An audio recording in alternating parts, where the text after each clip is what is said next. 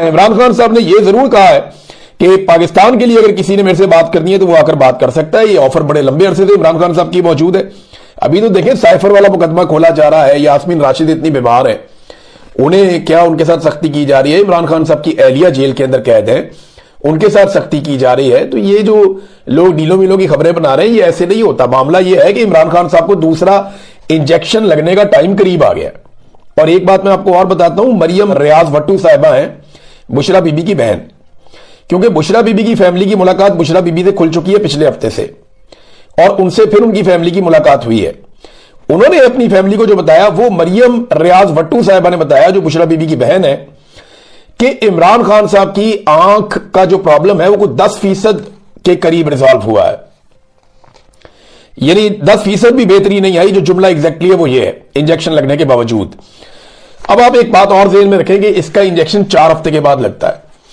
तो पहला इंजेक्शन हफ्ते का टाइम था, जुम्मे हफ्ते की दरमियानी रात थी, ये तब लग गया था जनवरी में। तो अब ये बिल्कुल टाइम सर पे आया हुआ है। अगले एक हफ्ते में, 8 दिन में, 10 दिन में ये इंजेक्शन दोबारा लगना है। अगले 8 से 10 दिन के बीच में ये इंजेक्शन 20 तारीख के आसपास दोबारा लगना है इमरान खान साहब को। अब ये दोबारा इंजेक्शन लगाना है तो हर दफा तो आप इमरान खान को छुपा छुपा के नहीं ला सकते। अब तो पाकिस्तान तहरीक इंसाफ ने भी कोई ना कोई बंदोबस्त किया होगा कि उन्हें पता चले कि इमरान खान साहब को जेल से निकाला जा रहा है और लाया जा रहा है इंजेक्शन लगाने के लिए, और कहां लाया जा रहा है। तो ये इससे पहले इन्हें कोई बंदोबस्त कर लेना चाहिए, और मेरे ख्याल में शायद ये कर भी लेंगे कि इमरान खान साहब का किस तरीके से ये इलाज करवाना है और किस तरीके से उनको दूसरी मरतबा इंजेक्शन देना है। जेल के अंदर इंजेक्शन दिया नहीं जा सकता, आंख का प्रॉब्लम बढ़ रहा है, लाना पड़ेगा ऑपरेशन थिएटर में। जब ऑपरेशन थिएटर में लाएंगे और इमरान खान साहब के डॉक्टर्स को इस बात का पता होगा तो ये बहुत बड़ी मुसीबत बन जाएगी। और ये कोई 4 दिन का ही टाइम होता है बीच में दूसरा इंजेक्शन लगने में, यानी ये ऊपर नीचे ज्यादा इसमें डिले नहीं कर सकते। वो जो फ्लेक्सिबिलिटी है टाइम की, जो रेंज है वो 2-3 दिन की है कि 28 दिन के बाद या 4 हफ्ते के बाद वो इंजेक्शन दोबारा लगना है। तो ऐसा नहीं है कि आप 5 हफ्ते के बाद लगा दें, नहीं, और ऐसा भी नहीं है कि आप 3 हफ्ते के बाद लगा दें, वो भी नहीं। वो आपको एग्जैक्टली उसी टाइम के बीच में इंजेक्शन लगाना होता है। अब वो इंजेक्शन तो इन्हें लगाना पड़ेगा, निकालना पड़ेगा इमरान खान साहब को। कौन से हॉस्पिटल में लेकर जाते हैं, कैसे लेकर जाते हैं, ये एक अलग कहानी है। लेकिन इमरान खान साहब की जो अपनी डॉक्टर्स की टीम है, उन तक अगर रसाई इमरान खान साहब की हो जाती है तो फिर बहुत सारी चीजें और क्लियर हो जाएंगी। बहरहाल आज कुछ स्टेटमेंट वगैरह जब आएंगे तो हमें पता चलेगा। ये मामला अभी हम यहां रोक देते हैं क्योंकि इसमें डेवलपमेंट अभी आने वाली है, ये एक डेवलपिंग स्टोरी है। लेकिन अदालती मुआवन की कैपेसिटी में सलमान सफदर साहब की मुलाकात करवाई गई, चलो अच्छा है। और खुशी की बात इसमें यह है कि चीफ जस्टिस ऑफ पाकिस्तान ने थोड़ी हिम्मत पकड़ी है।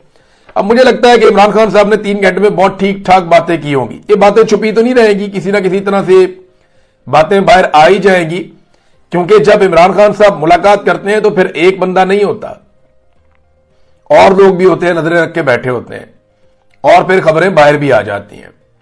ऐसा नहीं है कि खाली सलमान सफदर नहीं सुना जो इमरान खान साहब ने कहा, वो और भी कान हैं जो ये बातें सुनते हैं, और वो फिर कानों से बातें बाहर आ भी जाती हैं। दीवारों के भी कान होते हैं, बाकी आप लोग कुछ समझदार हैं। ये बड़ी जल्दी चीजें सामने आ जाएंगी और आपको पता चल जाएगा।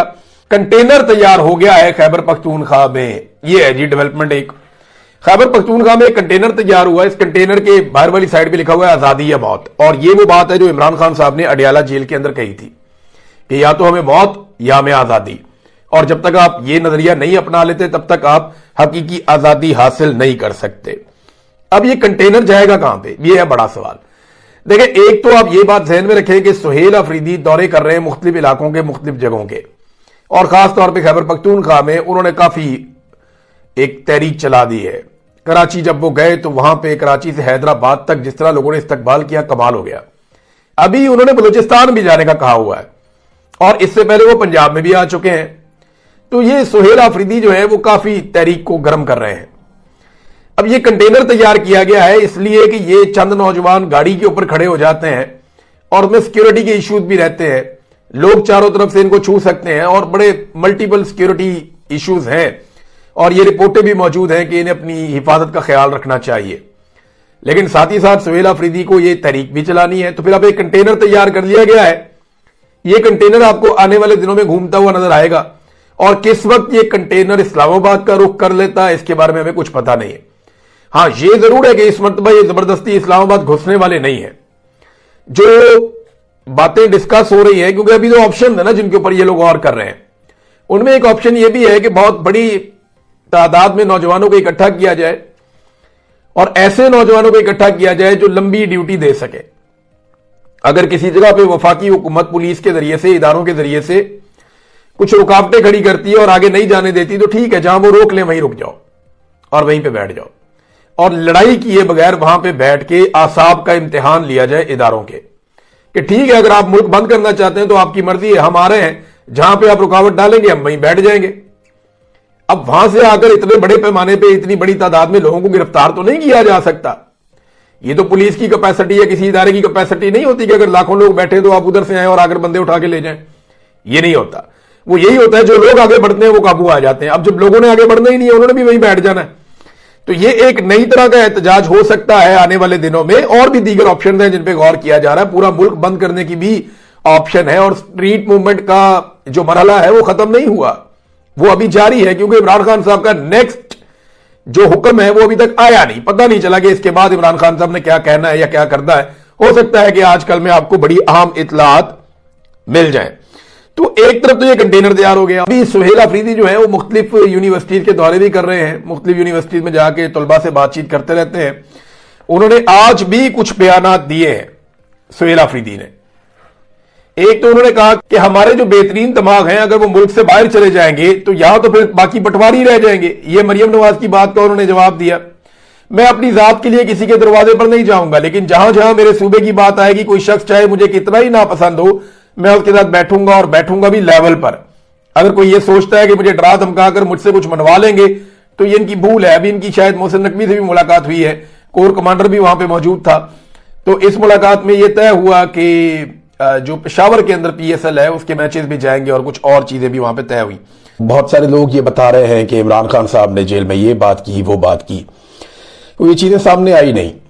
जो इमरान खान साहब की सलमान सफदर साहब से बात हुई उन्होंने बताई नहीं। अभी जब मैं वीडियो रिकॉर्ड कर रहा हूं अभी तक उन्होंने किसी से इसके बारे में ज्यादा तस्करा नहीं किया। ऑफ द रिकॉर्ड अगर उन्होंने किसी को ये बात बताई है तो उन्होंने उसमें यह ताकीद भी की है कि यह बात आपने पब्लिक नहीं करनी। हाँ, एक चीज है कि इमरान खान साहब हाई स्पिरिट में है, जैसा कि इमरान खान साहब हमेशा रहते हैं। वो बड़े हौसले के अंदर हैं और उसी तरह हिम्मत के साथ खड़े हैं, वैसे ही डट कर खड़े हैं जैसे पहले खड़े थे। बस इसके अलावा और कोई इंफॉर्मेशन नहीं है। इमरान खान साहब की सेहत के हवाले से तहफुजात मौजूद हैं, उनके इलाज के हवाले से तहफुजात मौजूद हैं और जो तफसीलात हैं वो आज सामने आ जाएंगी किसी भी वक्त। जब मैं ये वीडियो रिकॉर्ड कर रहा हूं आप थोड़ी देर के बाद सुन रहे होंगे। इसके बाद सुप्रीम कोर्ट ऑफ पाकिस्तान में ये मामला जाएगा। वहां पे सलमान सफदर साहब, वो बड़े मोहतात इंसान है, बड़े प्रोफेशनल लॉयर हैं, बड़े अच्छे इंसान हैं। इमरान खान साहब ने बिला वजह उन्हें नहीं चुना अपने केसेस के लिए। पूरे पाकिस्तान में से जिन वकला को उन्होंने चुना उनमें से एक सलमान सफदर साहब है और ये पाकिस्तान तहरीक इंसाफ के आदमी नहीं है। ये एक प्रोफेशनल वकील के तौर पे केसेस लड़ते हैं और इन्होंने बड़े शानदार अंदाज में केसेस लड़े हैं। इमरान खान साहब के बहुत सारे मुकदमात इन्होंने जीते हैं और इनका दावा है कि अगर मुकदमात सुन लिए जाएं, अदालतों के अंदर मामलात लगें, ओपन कोर्ट्स के अंदर, तो ये बाकी मुकदमात को भी उड़ा के रख देंगे। बहरहाल सलमान सफदर साहब की मुलाकात हुई, प्रोफेशनल वकील हैं, वो सुप्रीम कोर्ट ऑफ पाकिस्तान में ही रिपोर्ट देंगे और उसके बाद फिर सूरत हाल मजीद सामने आएगी कि इमरान खान साहब ने क्या